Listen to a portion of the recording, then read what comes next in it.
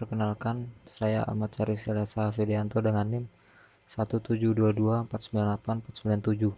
Di sini saya akan mempresentasikan materi dari pemrograman 2. Yang pertama, pengenalan HTML. Konsep dasar HTML. Proses ini merupakan awal dalam merencanakan halaman web, dimulai dengan mengumpulkan seluruh data serta informasi. Kemudian hasil akhirnya adalah sebuah sitemap, atau bisa dilihat di gambar samping seperti ini. Lalu dimulai dengan merencana tata letak layout halaman. Biasanya dilakukan mendesain tata letak halaman depan dan halaman kedua. Di sini ada dasar script tag HTML. Apakah sulit memprogram tag HTML itu? Apa yang dimaksud dengan tag HTML? Bagaimana belajar dari web design yang sudah ada? Berikut adalah contoh dari tag-tag HTML. Di sini ada tag body yang digunakan untuk menampilkan teks, image, link, dan semua yang akan ditampilkan di web page. Nah, di sini kita bisa lihat di halaman body yang saya tulis adalah paragraf dokumen HTML yang pertama. Kemudian saya kasih style CSS, yaitu background color sama dengan blue. Bisa dilihat hasilnya. Kemudian ada tag HR. Kepanjangan dari HR adalah horizontal rule, yaitu sebuah garis lurus yang terbentuk secara horizontal. Tag ini termasuk single tag atau tag tunggal, di mana tidak ada tag penutup setelahnya. Kemudian lanjut kepada konsep dasar heading, pembuatan paragraf, dan performatted text. Di sini ada heading ya, ada contoh heading 1 terlihat lebih besar, heading 2 lebih kecil, dan seterusnya. Ada dasar script tag HTML, elemen yang digunakan untuk mempresentasikan sebuah blok teks for performat atau performatted text. Teks yang ditulis dalam elemen memiliki struktur berdasarkan ketetapan tipografi. Artinya teks ditulis apa adanya. Nah, ini adalah contoh tag pre, dan ini adalah contoh tag pre. Bisa kita lihat, apapun yang kita tulis pada teks editor akan ditampilkan di halaman web sama persis seperti contoh di sini. Kemudian konsep dasar HTML menampilkan gambar. Di sini ada tag image atau img untuk menampilkan gambar pada HTML. Kita memerlukan sebuah tag image yaitu img. Tag image ini tidak mempunyai tag penutup dan tidak kalah penting. Atribut source ini berisi link lokasi file gambar berada. Untuk alamat link lokasi file gambar bisa menggunakan alamat link absolut atau relatif. Intinya sama seperti saat mengisi atribut href pada tag i. Kemudian di sini ada penjelasan tag img. Pada tag img, atribut source berguna untuk menghubungkan dengan file gambar. Jadi atribut source ini digunakan untuk memanggil lokasi dan nama file pada gambar. Jika file gambar terletak satu folder dengan HTML yang bertugas untuk menampilkan gambar, maka kita bisa langsung memasukkan nama file gambar yang ingin ditampilkan. Contohnya seperti ini. Untuk menampilkan gambar, maka kalian bisa menambahkan nama foldernya seperti misalnya nama folder, terus kemudian file gambar, terus di sini biasanya ada titik format gambarnya apa, JPG atau PNG. Dan jika file gambar berada di luar folder HTML, maka bisa ditambahkan perintah titik-titik slash. Nah, contohnya seperti ini. Image source malas ngoding .png, ini format gambarnya, dan ini adalah hasilnya. Di dalam tag img ada beberapa atribut untuk menambahkan atribut height atau tingginya. Untuk menambahkan atribut height yaitu mengatur tinggi gambar, dan menambahkan atribut width untuk menentukan lebar gambar yang tampil. Ada alt pada gambar atau alternatif, merupakan singkatan dari alternatif. Isi atribut ini akan tampil jika gambar gagal ditampilkan. Misalnya seperti koneksi internet terlalu lambat sehingga menyebabkan gagal memuat gambar. Salah penulisan pada atribut source atau file gambar yang dimuat sudah tidak tersedia atau dihapus. Kemudian ada konsep dasar order list dan atribut-atributnya. Daftar tag list yaitu ada 3, OL, UL, dan LI. Dan terdiri dari 2 jenis, order list berurutan dan unordered list yang tidak berurutan. Order list akan ditampilkan dengan angka atau huruf, sedangkan unordered list dengan bulatan atau kotak. Ordered list menggunakan tag OL dan unordered list menggunakan tag UL. Sedangkan untuk list sendiri menggunakan tag LI. Contoh list berurutan. Di sini ada minyak goreng, sabun mandi, deterjen, sampo, dan obat nyamuk. Di sini kenapa disebut berurutan?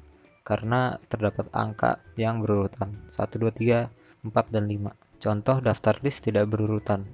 Untuk membuat another list, tinggal ganti tag OL menjadi UL. Kan yang tadi OL, tinggal diganti menjadi UL. Kemudian type order list, macam-macam type order list. Jika type 1, maka akan menampilkan 1, 2, 3. Jika type-nya A, maka menampilkan ABC. Nah, ini A besar menampilkan ABC besar, I menampilkan II. Nah, I besar menampilkan huruf Romawi sepertinya ini. Ini tipe-tipe order list ya. Nah, CSS, kalau kita belajar CSS bisa lebih banyak lagi mengubah tipe order list ini. Di sini banyak contohnya. Kemudian ada konsep dasar table dan formatnya, row spawn dan cell spawn. Pertama ada unsur-unsur table. Salah satu cara atau format menampilkan informasi dalam web adalah dengan table. Table terdiri dari 4 unsur utama, yaitu ada baris, kolom, sel ini yang kotak-kotak ini, dan garis-garis yang menjadi penghalang antara sel, baris, dan kolom. Ada tag untuk membuat table pada HTML. Yang pertama ada tag table untuk membungkus tabelnya sendiri. Di dalam tag table ada table head atau T-head untuk membungkus bagian kepala pada table. Bagian kepala itu seperti nomor table, terus nama kalau ingin menulis nama, jurusan, itu contoh T-head, dan tag body untuk membungkus bagian body dari table. Biasanya bagian body dari table adalah isi dari nomor itu sendiri seperti 1, 2, 3, 4, 5, isi dari nama-nama mahasiswa, isi dari jurusan yang ada di Raharja seperti itu. Isi tag tr table row untuk membuat baris, td table data untuk membuat sel, dan th table head untuk membuat judul pada header. Tag yang paling penting untuk diingat adalah tag table, tr, dan td. Yang lain adalah tambahan atau opsional. Jadi biasanya tag th atau tag thead, tbody ini opsional ya. Nggak terlalu nggak terlalu penting. Yang penting itu tag table dan tag tr dan td. Karena kalau nggak ada row dan table data, tabelnya nggak jadi. Ini merupakan contoh dari table. Di sini ada table, tag tr, dan td. Tr ini untuk row, baris 1, kolom 1, bisa dilihat contohnya.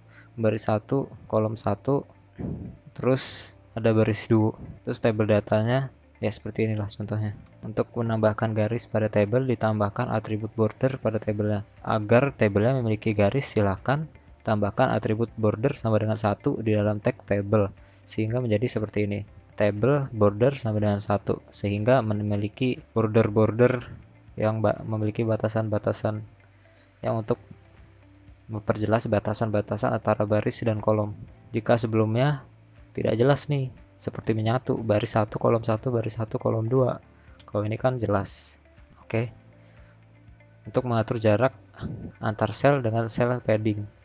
Atribut sel padding adalah atribut untuk mengatur jarak teks dengan garis di dalam sel. Atribut ini dapat kita berikan kepada tag table. Contohnya seperti di samping. Jika kita menambahkan sel padding sama dengan 10 pixel, maka terlihat padding antara tulisan baris 1 kolom 1 dengan border di sekelilingnya akan memiliki jarak, yaitu sebanyak 10 pixel. Menambahkan warna pada sel dan baris. Untuk menambahkan warna pada sel dan baris, kita hanya menambahkan atribut background color di dalam tag td atau table data atau tr untuk table row. Contohnya seperti ini, bisa dengan background, nama warnanya dalam bahasa Inggris, atau kode hexnya juga bisa. Kemudian menggabungkan sel pada table. Sel ini merupakan teknik agar table kita menjadi keren. Atribut yang digunakan untuk menggabungkan sel adalah respan dan colspan. Respan untuk menggabungkan baris, colspan untuk menggabungkan kolom. Atribut ini bisa kita berikan kepada tag td atau th. Nah, tadinya ini itu terpisah seperti ini. Jika kita tambahkan row span sama dengan 2, maka sel ini akan tiba-tiba bergabung. Dan sel ini juga tadinya terpisah. Jika kita tambahkan col span atau kolom span sama dengan 2, dia juga tiba-tiba bergabung kayak Power Ranger. Kemudian ada contoh pembuatan tabel yang lengkapnya, bisa kita lihat di sini. Bulan ini menggunakan row span dan hasil panen ini menggunakan call span. Terlihat keren bukan? Kemudian ada konsep dasar pembuatan frame set. Apa itu frame? Frame adalah teknik yang digunakan untuk membagi window menjadi beberapa bagian. Setiap bagian kita isi dengan sebuah halaman web yang sesuai. Keuntungan dari penggunaan frame adalah mudahnya pengaturan hubungan antara satu halaman dengan halaman lainnya. Apa itu kegunaan frame? Yang pertama, membuat suatu daftar isi pada sisi frame, sedangkan sisi frame yang lain menampilkan isinya. Membuat suatu judul atau logo yang tidak berubah-ubah pada suatu sisi frame, sedangkan sisi frame yang lain menampilkan isi dokumen. Membuat suatu dokumen tanya jawab dan lain-lain. Berikut contoh frame. Yang pertama itu frame vertikal. Frame vertikal akan membentuk bagian secara bertumpuk dari atas ke bawah. Untuk membentuk frame vertikal digunakan atribut rows pada tag frame set. Kemudian ada frame campuran. Di sini terlihat ada beberapa baris dan kolom pada frame. Frame set yang pertama yaitu frame 1 dengan atribut rows 25%. Kemudian yang kedua dan ketiga ada frame 2 dan frame 3 dengan atribut calls sama dengan 25%. Maka akan membentuk kolom. Kemudian berikut adalah cara membuat frame. Untuk membuat frame seperti frame di samping, sebuah halaman kita bagi menjadi dua bagian terlebih dahulu secara horizontal, kemudian dibagi lagi. Tak untuk membuat frame diawali dengan frame set. Seperti ini, frame set. Pada file definisi frame, kita tidak lagi memerlukan tag body. Sehingga struktur dasar dari pendefinisi frame adalah sebagai berikut. Jadi kita tidak perlu menggunakan tag body. Hanya menggunakan frame saja sudah cukup. Kemudian selanjutnya ada konsep dasar membuat iframe, lanjutan dari frame yang tadi. Iframe adalah istilah teknis yang harus diketahui dan dipahami dalam mendesain website. Dan salah satunya adalah apa itu iframe. Iframe adalah singkatan dari inline frame. Tool ini merupakan elemen yang powerful dan cukup berpengaruh di bidang desain web. Apa itu iframe? Iframe di dalam frame dan dikenal dengan komponen elemen HTML yang memungkinkan kalian untuk mengembed dokumen, video, dan media interaktif di suatu halaman. Jika mengaktifkan iframe, maka Anda akan menampilkan webpack sekunder dari beranda utama. Berikut adalah cara untuk menggunakan iframe. Berikut adalah contoh kodenya. Tag iframe, source, link YouTube, apa saja. Kemudian adalah atribut width untuk lebar, height untuk tinggi, dan bisa kita allow untuk full screen video tersebut. Kemudian masuk kepada gimana cara menghubungkan HTML dengan CSS. Menarik nih. Kita semua tahu bahwa CSS itu untuk membuat tampilan HTML kita menjadi lebih menarik. Nah, berikut adalah cara menghubungkan HTML dan CSS. Caranya sangat mudah, gunakan tag link pada header, kemudian tuliskan atribut trail sheet dan type text CSS merupakan deklarasi untuk menjelaskan bahwa file yang kita panggil atau hubungkan adalah, dan pada atribut href digunakan untuk meletakkan lokasi dan nama file. Jadi jika dijalankan pada browser maka tidak akan muncul apa-apa karena pada file HTML masih kosong. Untuk mencoba apakah file CSS sudah berhasil terhubung dengan file HTML, maka akan kita cek dengan cara berikut ini. Contohnya seperti ini. Heading 1 dan beri warna orange. Ini adalah tag atau kode CSS-nya. H1 ini merupakan representasi dari tag H1 dari HTML. Kemudian kita beri warna, kita ubah fontnya, kita ubah penetapan tulisannya. Kemudian ada konsep dasar pada sintak CSS. CSS biasanya disimpan di dalam sebuah file yang berekstensi .css dan disematkan di dalam dokumen HTML untuk memberikan style pada halaman tersebut. Meski demikian, kita tetap dapat menambahkan sintak CSS langsung di dalam dokumen HTML. Seperti contoh yang tadi, kita memberi border pada table, itu Itu biasa disebut juga dengan inline CSS. Berikut adalah sintak dari CSS. Seperti contoh yang tadi, pada contoh di atas, H1 merupakan selektor, tag alike, center, color red, merupakan deklarasi dari stylenya, text align adalah property, center value-nya, color property, red value-nya. Selector adalah bagian CSS untuk merujuk elemen HTML yang ingin dikenakan style. Ada beberapa jenis selektor yang dapat kita gunakan untuk memudahkan pekerjaan stylish kita pada CSS, seperti selektor elemen, selektor kelas, dan selektor ID. Pada kode di atas, elemen yang dirujuk oleh CSS adalah .element. Kode yang dimaksud adalah ini. Kita akan buat supaya tulisannya rata tengah, maka kita beri properti text align dengan value center, kemudian pada value CSS dipisahkan dengan tanda titik 2. Kita dapat memberikan lebih dari satu properti style dengan memisahkan antara properti dengan tanda titik koma. Properti dan value disimpan di dalam kurung kurawal seperti ini. Selektor pada elemen. Selektor ini mengacu elemen HTML berdasarkan nama elemennya. Pada contohnya berikut, H1 berubah menjadi warna merah, kemudian P atau paragraf, yaitu selamat datang programmer, menjadi warna biru. Kemudian ada selektor kelas.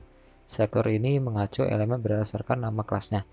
Nama kelas pada elemen diacu dengan nilai atribut diawali dengan tanda titik. Ada contoh berikut, titik merah, color red. Nah, pada tulisan selamat datang programmer ini ada yang namanya kelas merah seperti ini. Maka jika kita beri kode titik merah color red, maka selamat datang programmer akan berubah menjadi merah. Ada selektor ID, ini mengacu berdasarkan nama ID-nya. Nama ID pada elemen yang diacu dengan nilai atribut ID diawali oleh tanda pagar. Berikut contohnya. Menggabungkan selektor. Kita dapat menggunakan style yang sama kepada berbagai elemen dengan memisahkan antar selektor dengan tanda koma. Seperti H1, P, maka selektor yang elemennya sama atau digabungkan akan berubah dengan style yang sama pula. Kemudian konsep dasar CSS dengan format teks pada web dan format font. Pengaturan format font pada CSS, kita perlu menggunakan properti font, di mana properti font memiliki urutan properti-properti yang lainnya. Meskipun properti font sendiri dapat mewakili properti lainnya, tetapi kadang-kadang kita tidak membutuhkan properti font itu sendiri. Berikut ini tabel-tabel properti font yang akan kita bahas. Dari tabel di atas, masing-masing font akan kita bahas secara mendetail. Maka dari itu, setelah mengenal properti-properti tersebut, saya berharap pembaca dapat bereksperimen sendiri untuk mengembangkan sintaks ini. Mengatur jenis huruf pada CSS. Untuk mengatur jenis huruf pada CSS, properti yang digunakan adalah font family. Misalnya kita ingin mengubah jenis huruf seperti Arial, seperti pada kita menulis pada doc atau Word, Times New Roman, dan lain sebagainya. Berikut contoh kodenya. Bisa dilihat, style pada paragraf kita ubah fontnya menjadi Arial. Bisa juga Times New Roman.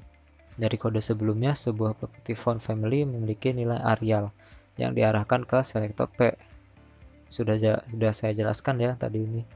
Ini adalah font prioritas dan di sebelahnya itu font namanya cadangan. Kenapa kita perlu atau harus memasukkan font cadangan? Seperti yang tadi dijelaskan, jika kita bertujuan untuk memasukkan Arial atau mengubah teks Arial, tapi di komputer orang lain atau web orang lain tidak memiliki Arial, maka akan berubah ke Georgia atau sans serif. Jika kita tidak memberikan alternatif, font alternatif, maka akan kembali ke font semula awalnya. Mengatur gaya huruf pada CSS. Gaya huruf yang dimaksud adalah seperti gaya cetak miring dan oblique, karena pada dasarnya secara bebawaan gaya font hasilkan adalah normal. agar browser membaca gaya huruf dengan menggunakan properti font style. Contoh kode di bawah ini akan menampilkan tulisan cetak miring. Nah, ini seperti yang biasa kita lihat di Word. Kalau kita nulis dokumen, sama saja. Mengatur varian huruf pada CSS seperti tebal, miring, dan lain-lain. Bisa kita lihat contohnya di sini. Mengatur ukuran font sangat mudah, hanya tinggal memasukkan properti font size, lalu ukuran fontnya menggunakan properti font pada CSS. Properti font sebenarnya sudah dapat mewakili properti yang lainnya. Namun terkadang pada beberapa kasus kita tidak membutuhkannya, tetapi perlu dibahas. Jika diperhatikan pada nilai-nilai yang ada di properti font ini dimiliki properti-properti yang lain. Properti font tidak harus didefinisikan seperti sintak di atas. Properti font akan membaca nilai sesuai dengan keyword yang diberikan. Kemudian masuk kepada pengenalan CSS dengan membuat tabel. Berikut adalah mendesain tabel dengan properti CSS. Yang pertama, tampilannya kita masih menggunakan tampilan standar ya. Belum menggunakan CSS, bisa dilihat dengan kodenya di atas. Tapi di sini sudah ada inline CSS, tidak masalah agar terlihat jelas saja. Sekarang kita akan langsung memulai mendesain tabelnya. Bisa kita menggunakan tag link untuk melink file CSS yang akan kita hubungkan dengan HTML, dan kemudian kita bisa tulis di dalam file CSS seperti contoh di bawah ini: table, font family, sans serif, color, hex kode, border collapse, dan seterusnya. Contoh kode di slide sebelumnya menghasilkan tampilan seperti di bawah ini. Bisa dilihat tampilannya lebih menarik daripada sebelumnya ya. Ya pokoknya seperti itu. Selanjutnya silahkan bereksperimen seperti mengubah font pada tabel atau mengubah warna pada tiap-tiap tabel seperti gambar di samping. Sangat mudah lah. Kemudian ada hyperlink. Hyperlink merupakan link yang dibuat untuk mengalihkan halaman di saat diklik. Hyperlink atau link dibuat dengan menggunakan tag A dan diakhiri dengan tag A pula. Dan untuk mempercantik, mengubah atau mengatur hyperlink dengan CSS, caranya sangat mudah. Ada 4 status hyperlink. Yang pertama, link merupakan link aktif biasa. Kedua, visited merupakan status sebuah link yang telah dikunjungi. Kemudian hover merupakan status sebuah link pada saat diletakkan kursor mouse di atasnya. Kemudian aktif merupakan status sebuah link atau hyperlink pada saat sudah diklik. Sintak hyperlink. Untuk penggunaan atau pemanggilan hyperlink menurut statusnya dapat ditulis dengan sintak A link sama dengan link untuk biasa. E visited merupakan status sebuah link yang telah dikunjungi. E hover merupakan status sebuah link pada saat diletakkan kursor mouse di atasnya. E aktif merupakan status sebuah link atau hyperlink pada saat sudah diklik. Contoh mengatur hyperlink dengan CSS. Di sini ada HTML file. Bisa lihat contohnya A class link href dan linknya ada tulisannya. Tulisan ini dibuat supaya muncul ya linknya. Dan di sini bisa kita lihat CSS filenya untuk membuat tampilan lebih menarik tentunya. Nah, bisa lihat di sini, klik di sini. Pada saat kursor diletakkan pada link, set, akan berubah warna menjadi merah. Nah, kemudian masuk kepada bagian pentingnya, yaitu PHP dan MySQL. Nah, apa itu PHP? PHP merupakan singkatan dari Hypertext Processor dan merupakan bahasa pemrograman yang didesain khusus untuk web development atau pengembangan web. PHP memiliki sifat server-side karena PHP dijalankan atau dieksekusi dari sisi server. Maksud dijalankan dari sisi server adalah PHP dijalankan pada komputer server dan bukan pada komputer pada klien. PHP dijalankan melalui aplikasi web browser, sama halnya seperti HTML. Hampir semua situs-situs besar dan populer dikembangkan menggunakan PHP, seperti misalnya WordPress, Joomla, Facebook, Twitter, Wikipedia, dan situs besar lainnya. Fungsi atau kegunaan PHP. Jika diibaratkan pada sebuah kondisi bangunan rumah, untuk gambaran fungsi atau kegunaan PHP, kita bisa menyebut HTML sebagai tiang-tiang fondasi, atap lantai, dan dinding. Di sini kita belum membicarakan tentang warna, bentuk pintu, luas ruangan. Misalnya jika fondasi, dinding, dan struktur bangunan rumah sudah dibuat, tentunya bangunan rumah tersebut masih tampak sangat monoton dan tidak sedap dipandang mata. Oleh karena itu, kita menggunakan CSS untuk membuat bentuk dan tampilan rumah tersebut menjadi menarik dan enak dipandang. Nah, pada contoh kasus bangunan rumah ini, pastinya Anda bertanya-tanya, PHP digunakan sebagai apa ya? Pada contoh kasus ini, bangunan rumah merupakan PHP, digunakan untuk membuat siapa saja yang dapat masuk ke dalam rumah, siapa yang dapat melihat rumah, dan siapa yang dapat menyimpan, memasukkan, atau membuang barang-barang pada rumah tersebut. Jadi intinya, PHP berguna untuk membuat aksi pada rumah atau website jika pada contoh nyatanya. Kemudian, MySQL. Umumnya informasi yang tersimpan pada tabel-tabel yang secara logika merupakan struktur dua dimensi terdiri dari baris, row atau record, dan kolom atau field. Sedangkan dalam sebuah database dapat terdiri dari beberapa tabel. Beberapa tipe data pada database MySQL yang sering dipakai. Yang pertama ada tipe char, merupakan data string ukuran tetap. Ada varchar, menyimpan data string ukuran dinamis. Yang ketiga ada tiny text, 4 text, kelima medium text, dan keenam long text. Nah, berikut kita bisa mempelajari bagaimana cara login ke MySQL. Yang pertama, sebelum kita membuat database, kita harus masuk dulu ke MySQL. Cara masuknya bisa kita lihat di sini.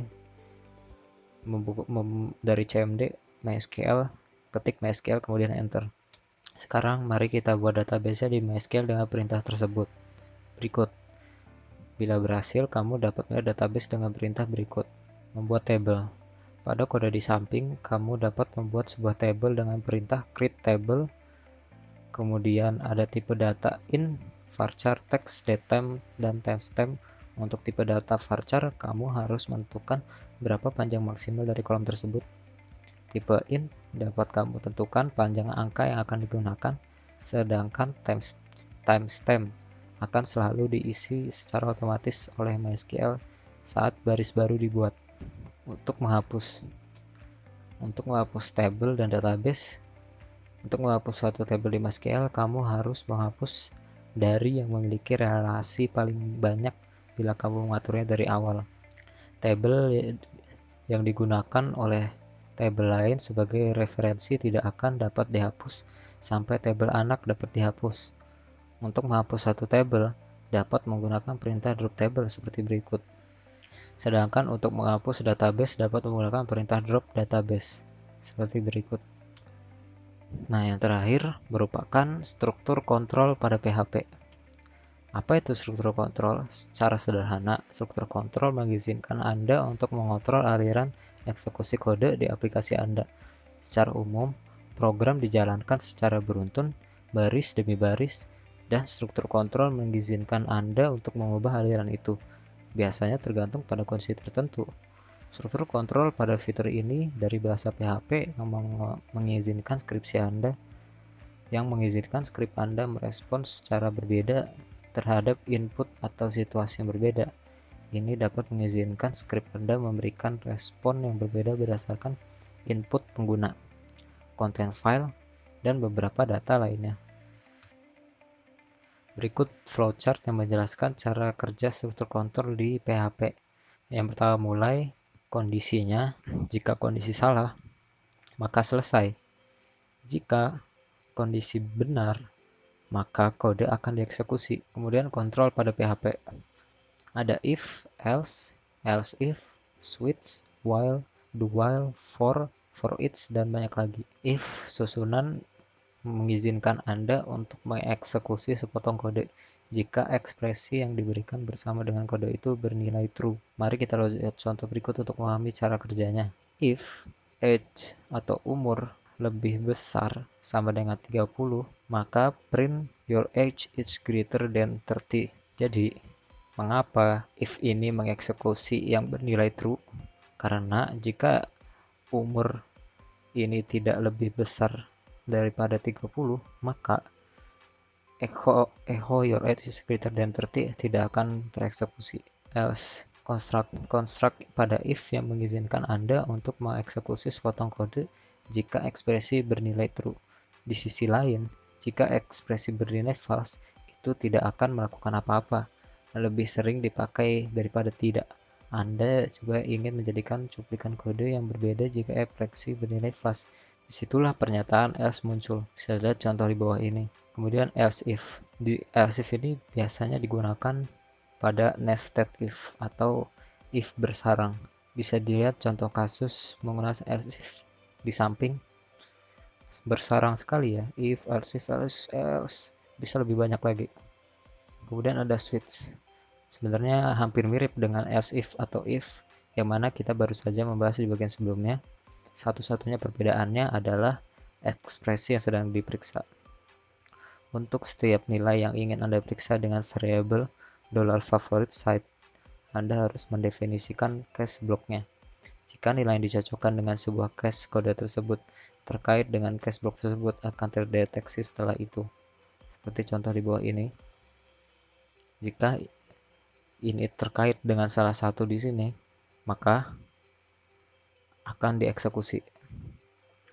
Kemudian ada loop atau yang bisa kita sebut looping atau muter-muter terus kodenya. Di PHP ini berguna ketika Anda ingin mengeksekusi sepotong kode berulang kali sehingga jika suatu kondisi bernilai false, maka akan berhenti. Berikut adalah penjelasan flowchart cara kerja loop. Yang pertama, mulai, kemudian kondisi. Jika kondisi false, maka akan berhenti. Kemudian jika kondisi true, maka kode akan dieksekusi. Kemudian balik lagi, kondisi true, kode akan dieksekusi. Jika masih true, eksekusi terus sampai bernilai false. Nah, kemudian ada while loop. Digunakan ketika Anda ingin mengeksekusi sepotong kode berulang kali sampai kondisi while bernilai false. Nah, kayaknya sih hampir sama kayak for tadi. Tapi perbedaannya adalah perbedaannya adalah umumnya digunakan ketika Anda tidak tahu jumlah iterasi yang akan terjadi pada suatu loop. Kemudian do while. Sangat mirip dengan while loop, dengan satu-satunya perbedaan adalah bahwa kondisi while diperiksa pada akhir iterasi yang pertama. Dengan demikian kita dapat menjamin bahwa kode loop dijalankan setidaknya satu kali terlepas dari hasil ekspresi while tadi. Contohnya seperti berikut. For loop digunakan untuk mengeksekusi sepotong kode untuk jumlah waktu tertentu. Dengan kata lain, jika Anda sudah tahu berapa kali Anda ingin mengeksekusi blok kode, itu adalah for loop yang merupakan pilihan terbaik. Kemudian for each digunakan untuk mengalihkan variabel array. Jika Anda memiliki variabel array dan Anda ingin melewati setiap elemen array itu, for each loop adalah pilihan terbaik. Nah, ini juga lebih sering saya pakai biasanya untuk memanggil array pada database dan mengeprintnya dari database. Seperti contoh berikut ini, menghubungkan PHP dengan MySQL. Seperti yang tadi ya, kita membuat database, sekarang kita menghubungkan PHP dengan MySQL.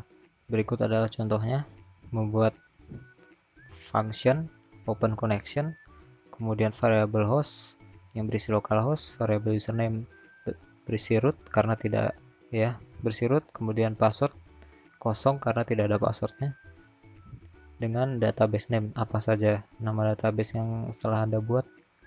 Kemudian kita linkkan menggunakan variable link sama dengan MySQL connect host username password yang tadi variable kita masukkan. Jika tidak terhubung, maka print hubungan dengan database gagal. Kemudian return link. Sekian dari saya. Wassalamualaikum warahmatullahi wabarakatuh.